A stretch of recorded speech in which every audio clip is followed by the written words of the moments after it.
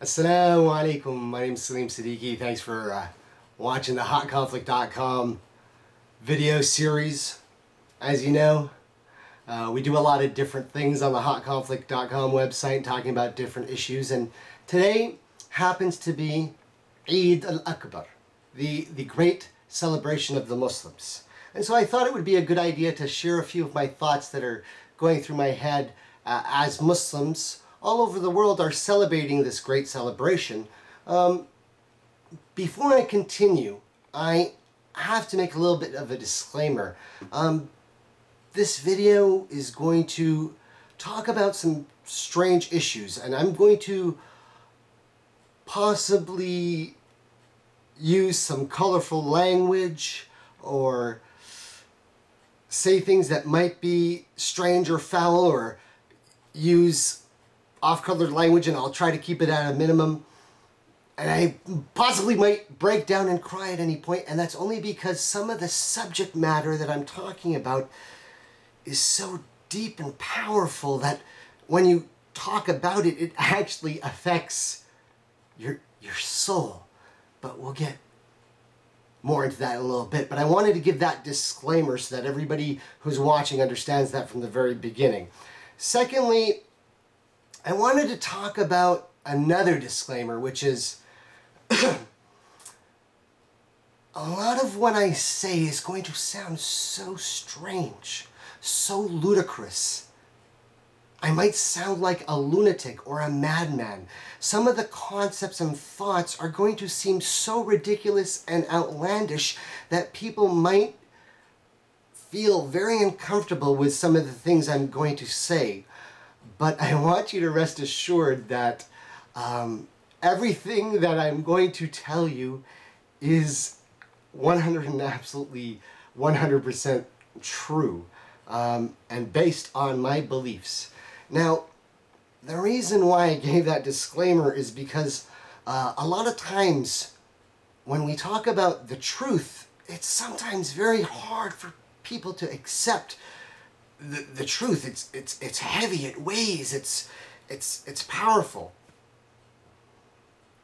The way you understand the truth, though, is when somebody tells you something that is true, it's something that your insides recognize, and you straight away know. It should flash to you, or you should recognize it. Your inside should know it, or know it to be something that weighs, and so you feel it. And you might be a little bit averse to it. Now, this brings me to my third disclaimer.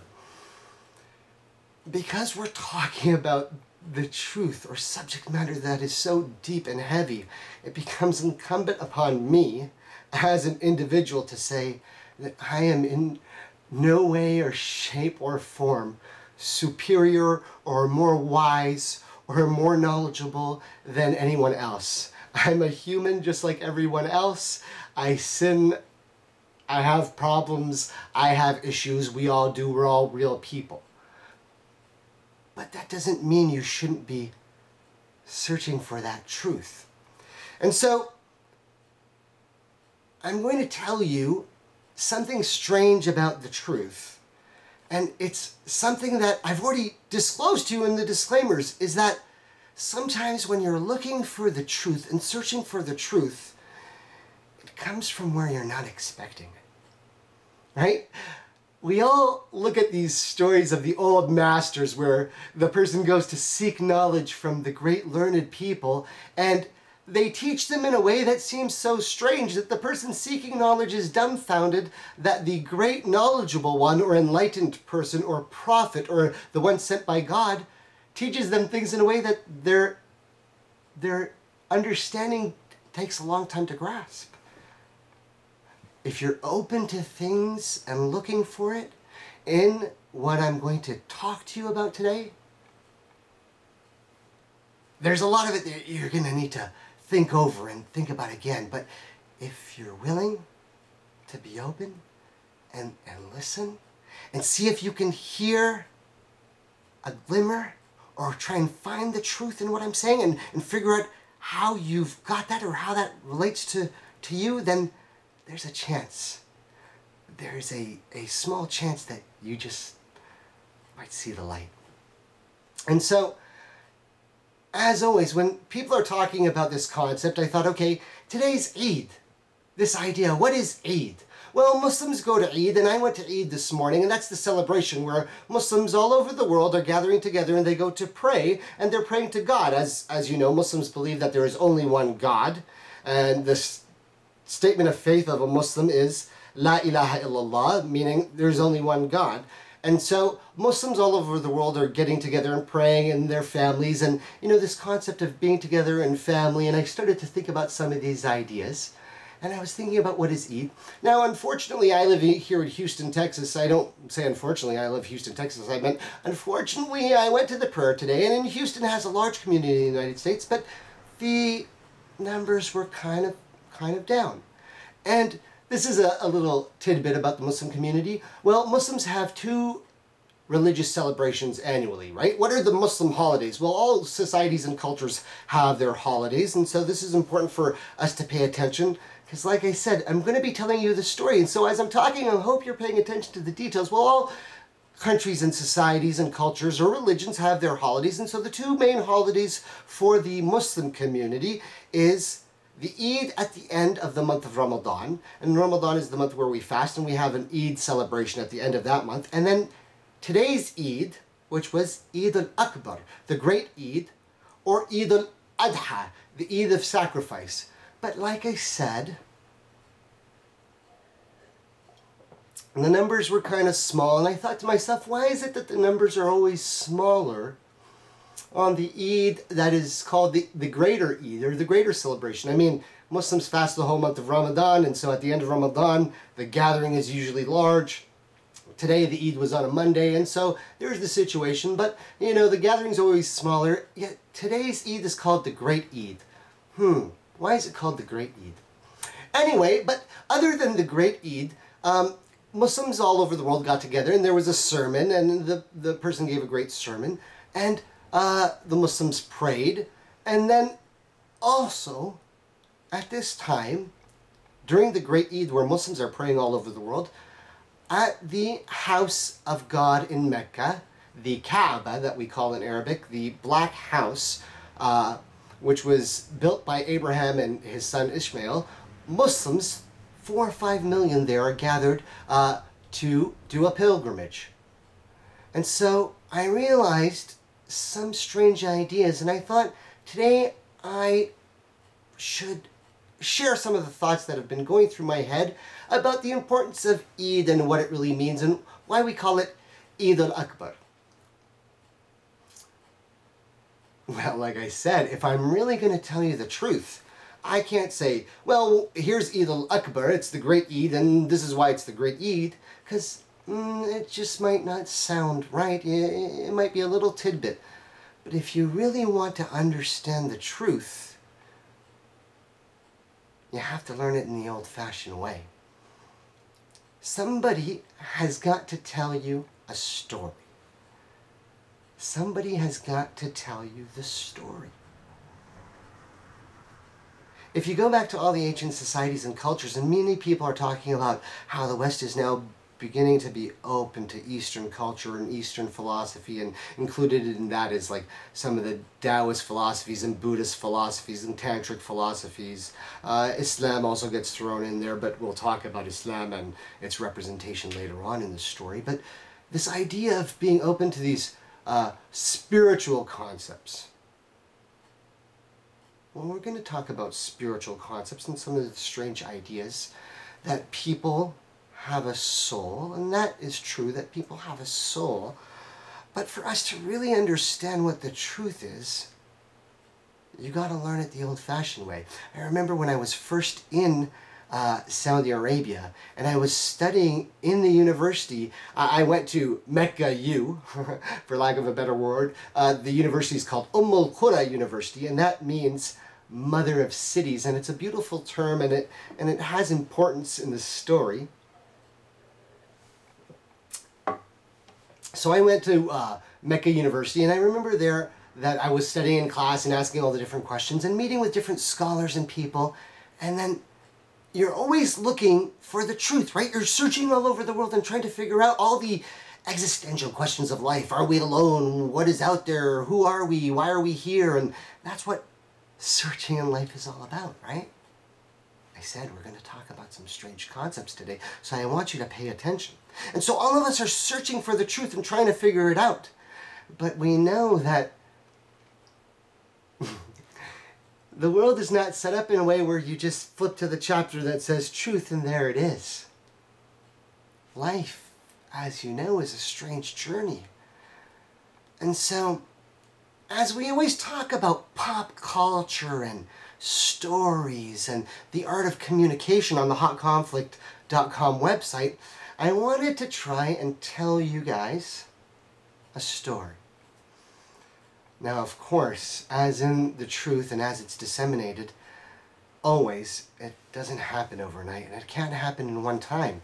And I remember, as I was going through my searches for the truth in all my travels through different lands, in Egypt, in Saudi Arabia, to the pyramids, to the Holy Kaaba, to the strange tribal areas between India and Pakistan and Kashmir, to Bosnia, where there's now found more pyramids, and all over the United States, traveling everywhere, searching for different things and learning and studying and learning the languages and the culture and the people and the communication.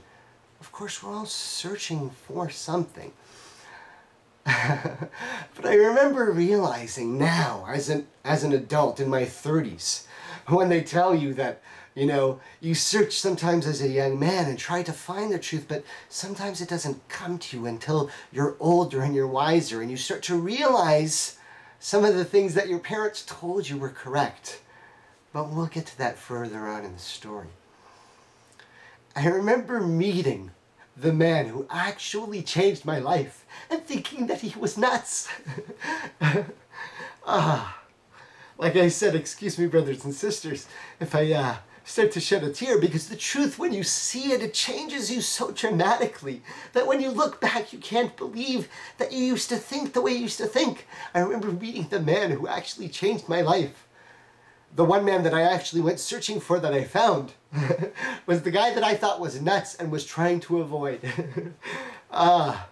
It's a strange way that life works, right? And you're supposed to be paying attention to the signs. But if you listen to how stories are told, you'll find that the story is always there, where the person searching for knowledge finds it in the way they're not expecting, or hears the story in a strange way that when they hear it, it sounds ludicrous or strange, like my disclaimer told you.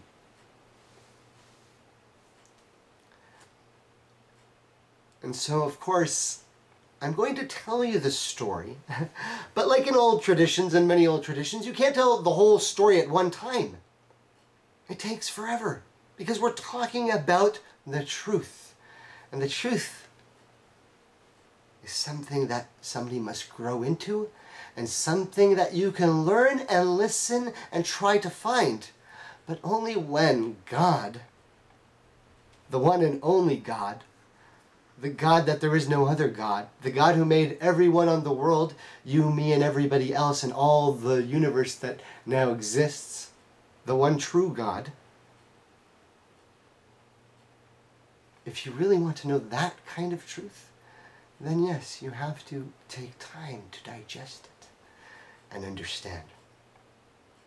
But still, I'll try to tell the story, and as always, if you're going to really try to tell the story, and get it so that you truly understand, you have to start from the beginning. But that, in and of itself, is a difficult task. So let's start at the beginning, where normal people start the story. In the beginning, there was light. The Nur, as we call it in Arabic. The light. That is the one true Lord. That is the description of the true Lord. The light. The Nur. And we know how the story goes, right? I'm not going to go through all of the details, but we must address some of the facts if you're able to follow the signs and follow the details. Now, this might get cumbersome and long, And so many people might get distracted. And the journey sometimes is the whole point. And so if you get distracted along the journey, then stop and come back. But listen to the story. And God created Adam. And God fashioned Adam out of clay and mud.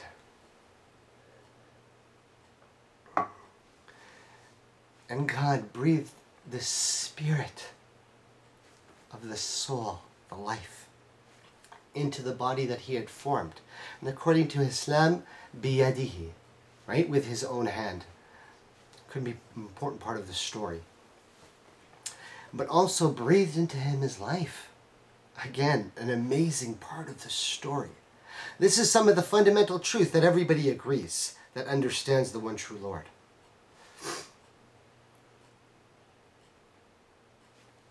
And Adam came to life, and in the court of God there were already angels, also made of light, some of them having wings, but not having genders, and not having free will. And this is a fundamental point in the story where there's some confusion. Angels do not have free will. Angels do not have free will. They are servants of the Lord, angels of the Lord. But they do not have free will. Fundamental point in the story, and you must understand this. The next point is very dramatic. Is that Adam finds out that there is another creation, other than angels and other than Allah the Most High. Allah the Most High, the term Allah meaning the God in Arabic, important point or fundamental that non-Muslims especially have to understand in this story. The term Allah in Arabic means the God, meaning the God with a capital G, as we say in English, because we don't have a better term. The same God that the Jews call, the same God of Moses, the same God of Abraham, the same God of all the prophets. And we'll get to that later, but the God, right? For example, Christians who live in the Middle East, who speak Arabic as their mother tongue and have their Bible in Arabic, the term for God in their Bible is Allah. So that's a common misconception in a Western audience, and this is an important part of the story.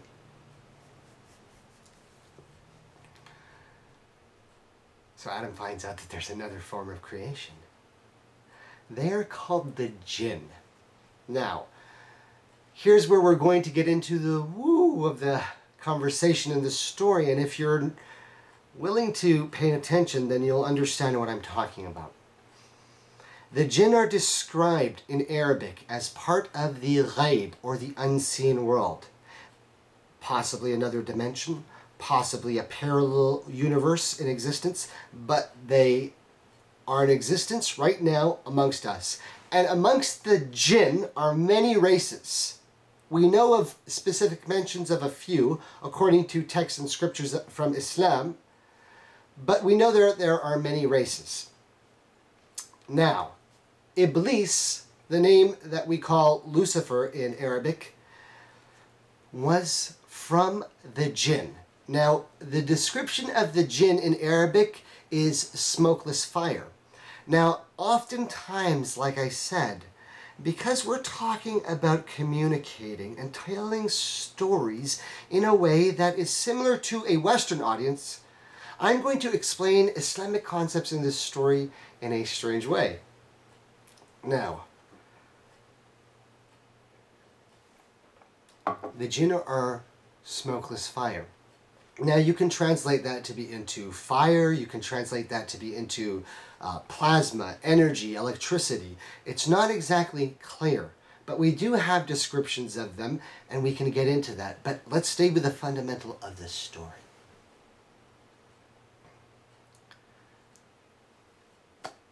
Satan was a jinn, was an extra-dimensional being, an interdimensional being, as we frequently call them in our modern terms,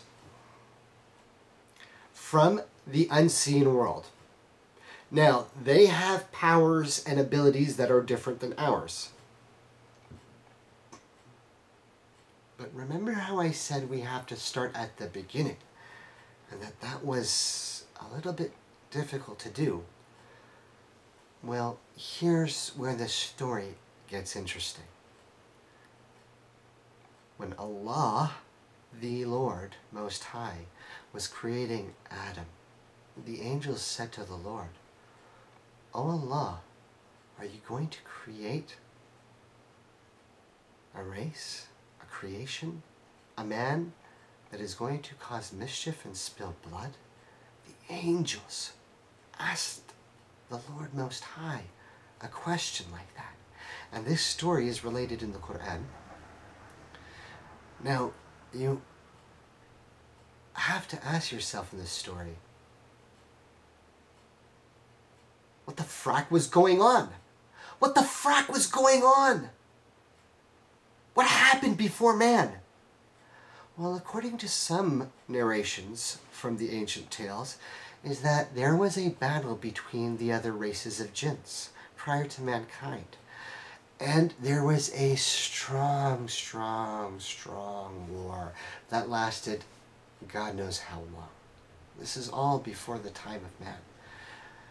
It was at that time that Lucifer was one of the strongest believers and led the army against the disbelieving race of extra-dimensional beings. Are you listening to me, ladies and gentlemen? And so because of that grace and status, he became the most superior being in existence that had free will. Because once again, angels do not have free will. They obey what they're told. Iblis, Lucifer, the enlightened one, the bearer of light, was the most enlightened of all of God's creation, of all of the extra-dimensional races. But see, this story is a little bit more complicated, right? It's like a cliffhanger. Just when you think that the story makes sense, God creates man. And the angels say, "Why? Oh Lord, why? More bloodshed and mischief, why?" And Allah says to them, "I know what you don't know. I know what you don't know."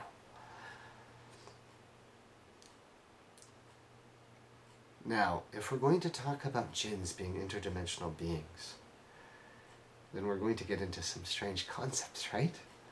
And like I said, I'm going to tell you the story in a way that probably nobody else has. And because of that, you're going to think it's freaky.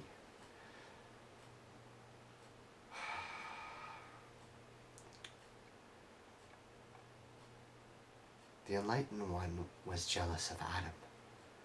And so when Adam was created and Allah gave him his spirit, his soul, Allah taught Adam the names of everything. Allah taught Adam the names of everything. Allah, the Lord of the world, taught Adam everything. Do you get that? Do you get that? Allah taught Adam everything. Think about the concept, because we're going to start talking about jinns and interdimensional beings. We're already talking about the spirit and the soul, and we're talking about Eastern, Western philosophy and culture, and Buddhism and Taoism, and we're going to get into some strange concepts like reincarnation, astral projection, spirituality, UFOs, alien races. So are you paying attention to the story? Are you paying attention to the story yet? Satan challenges God. God teaches Adam everything and orders everybody in his court, including Iblis, who was there, amongst the angels, up in the highest of the heavens of the galaxies. Pay attention. The seven heavens, the multiple galaxies of the universe, where the interdimensional beings exist and live all throughout the universe. Satan was the most high. Iblis, at that time, Lucifer, was the most high, and so he was allowed the highest status of being at the level of the seventh heaven, where the angels gather around the worshipping house of Allah, called Baytul Ma'mur, as we're described in Scripture to the Muslims. They gathered in the house, and there God said for everyone to bow down to Adam, and all of them bowed down. Except for Lucifer, Satan. He was from the Jinn. He was from the Jinn. It's time to take a break.